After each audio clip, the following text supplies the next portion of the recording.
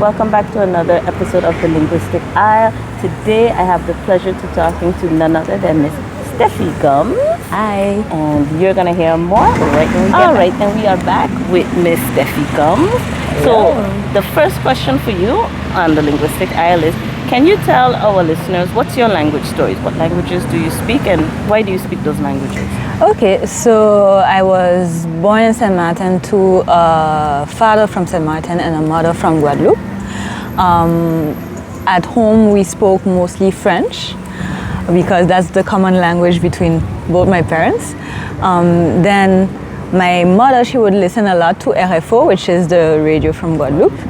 And so I had this input of like French from Guadeloupe and Creole.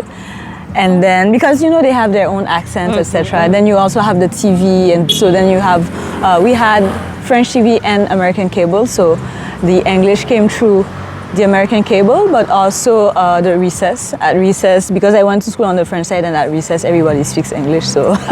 So you learn English on the street from the children and from television? Yeah. And then among my cousins, we would mostly speak French, but then we would hear our parents speak English amongst them. Okay. So you had to like tune in to hear what it was. Yeah, and it was never a thing of like they don't want us to speak English. It's just not the language to which, in which they were communicating to us. Okay. Me, it's because the family context makes it so that my dad wouldn't be speaking to me a language that my mother doesn't understand. Yeah. But at least that was the dynamic. So I would say that the first language I was taught to speak was French, then English. Then in school at 11 I started Spanish. Creole was always in the mix as well, but I never really learned it. It was just around. Okay. And then I eventually got better at it the more I got in contact with it, because during all my childhood, my teenage years, I would go to Guadeloupe for vacations because my mother is from there. So you know I have all my mother's family from there, so we would go visit them. I decided.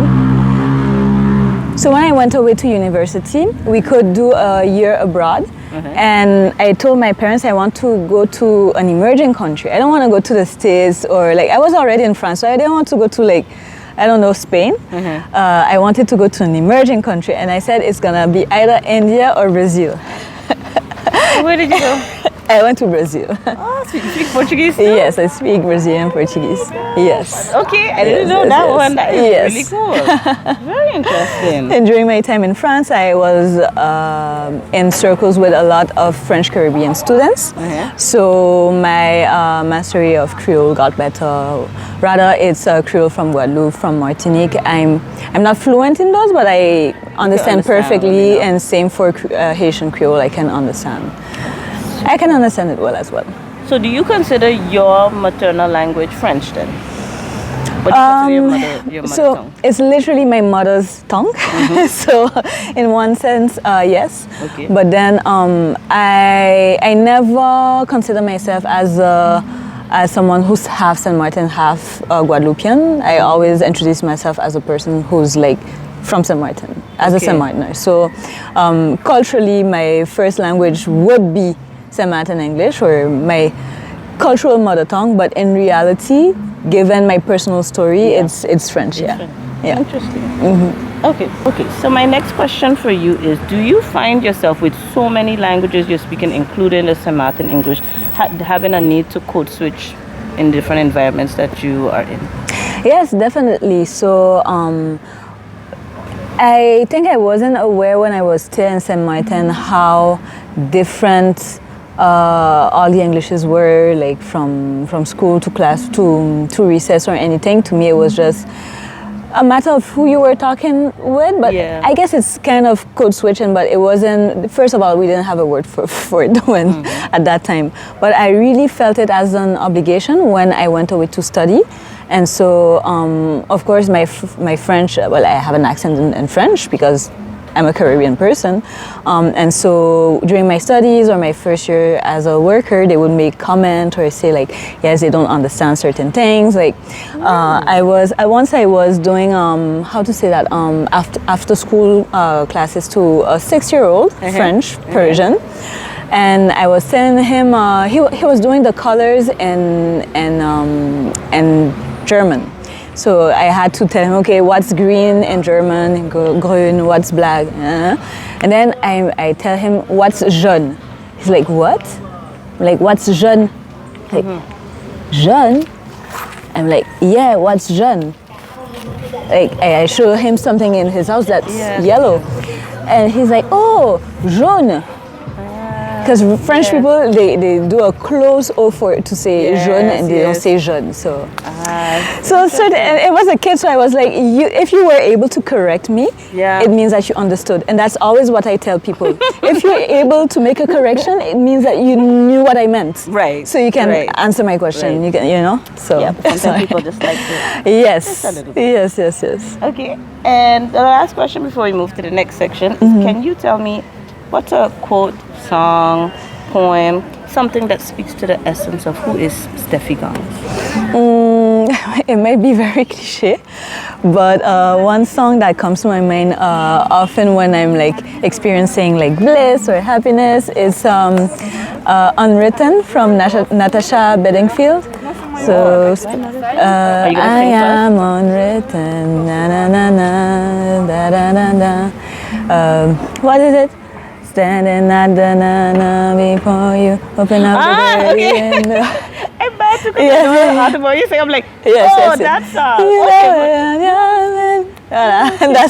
That's good vibes. Yes, good vibes. But in reality, I listen to reggae almost every morning because they have some good positive vibes. So I like Natural Mystic. I love this song as well. Okay, so we're gonna continue the positive vibes in section 2. So now knowing that you speak so many languages, my question to you is, how do you find being I don't know if to call it multilingual or a polyglot? How would you describe yourself?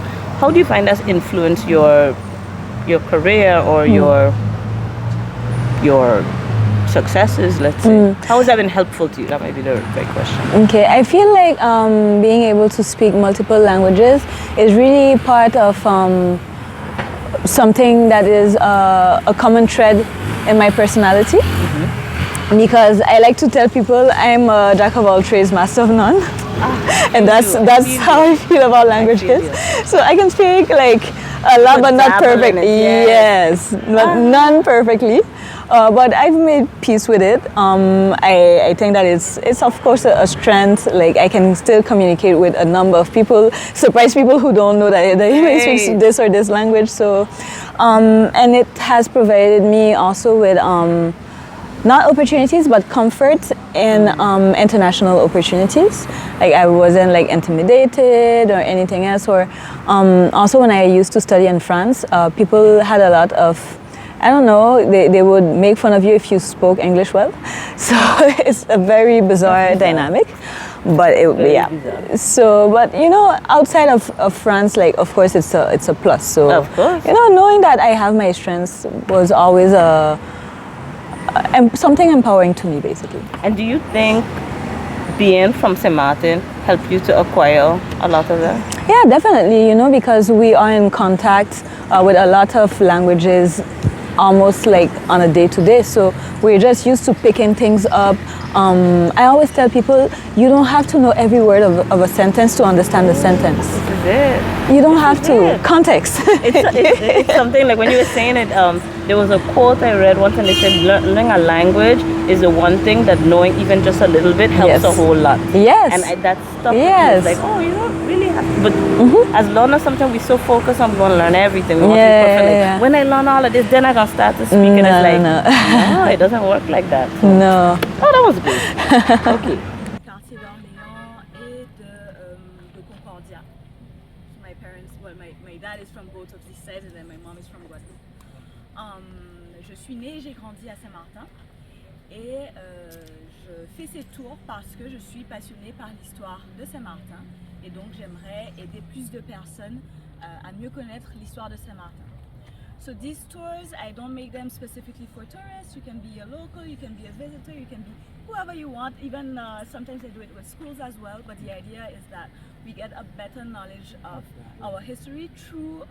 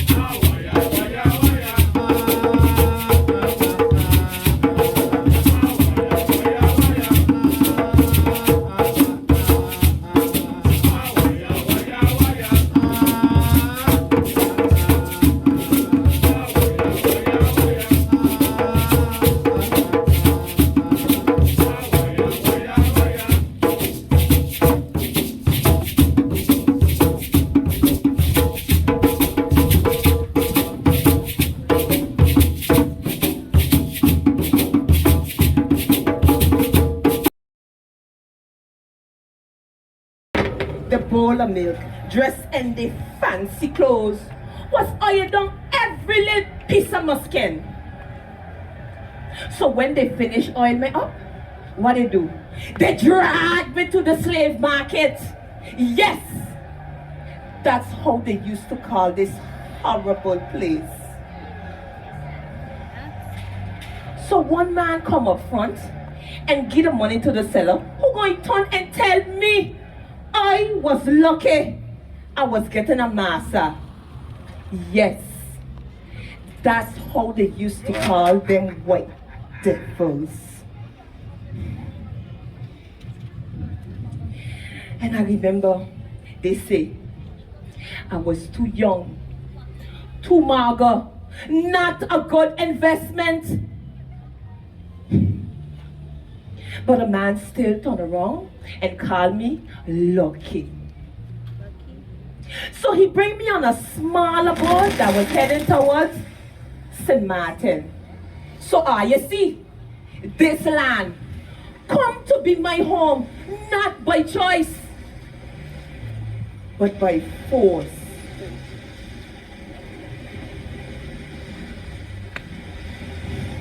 So the first thing they do, they put me to serve in a house.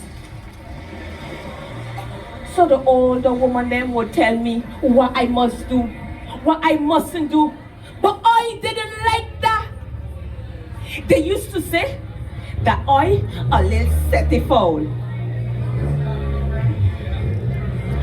Everything they asked me to do, I had to do it, even though I didn't want to.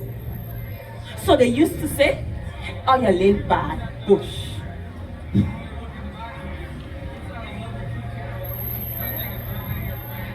So they send me to cut cane in the field.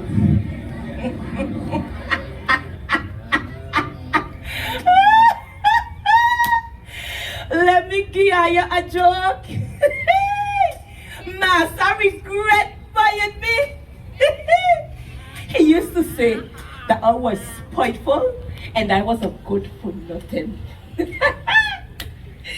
So he used to make his men beat me. But I used to hold in my jaws tight, tight. And I used to keep my head high. I would close my eyes. And in my head, I would see myself running in my village with my brothers and sisters, eating with my mother and my father.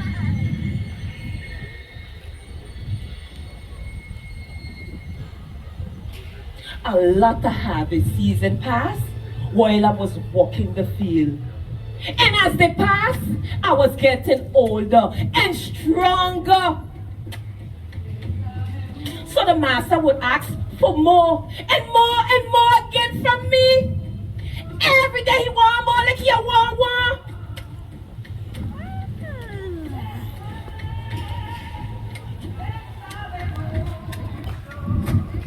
I used to wonder, when will it ever be enough?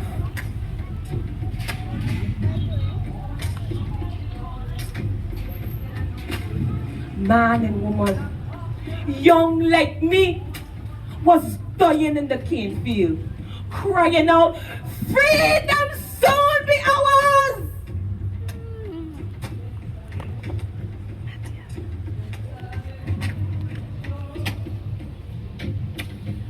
But that was no life. That was no life of my own. Okay, and we are back with Stéphie Gumbs. That's me. And we were talking about your plays. Can you tell us which one was your favorite that you wrote and why?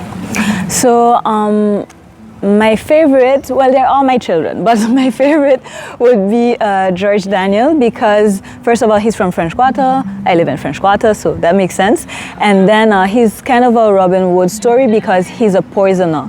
But what I'm trying to say is that the crime that he's committed is lesser than the wider crime in which he's acting. And it's more about vengeance and defending the small man than committing enslavement, you know. So, but I also really like Loke because, as I said, it's a mythical story, and I think that myths have a place. I think that in every society you do have myths, and so Loke is an important one to our Saint Martin culture and identity, and so I think we can learn a lot about what matters to us through the story of Loke. Okay, great. So, since can I call you a historian? Some people do. Enthusiast, Yes. cultural, Something like that. What is a Saint Martin fact or story that you think a lot of people don't know that you think that they should know? Okay. My favorite Saint Martin history fact or story is that we are currently making history as we go on our day-to-day. And I always tell people the way I watch the past is not with a nostalgic eye because I'm too young to be nostalgic. I still have, like, I hope, a lot of years to go by. So I cannot, like, look at the past with nostalgia or, like, melancholy. So I look at the past in a way to form history as we go in our day-to-day. And so I think not enough people realize that today they are making history with the choices that they are making or that they're not making. And so I wish that more aware. I wish that they were more active and that they were more aware of the choices of the history that they're making, basically, and in going up good and in becoming good ancestors. Awesome. Thank you for sharing with us. And this concludes our Linguistic Isle episode with Stéphie Gumbs.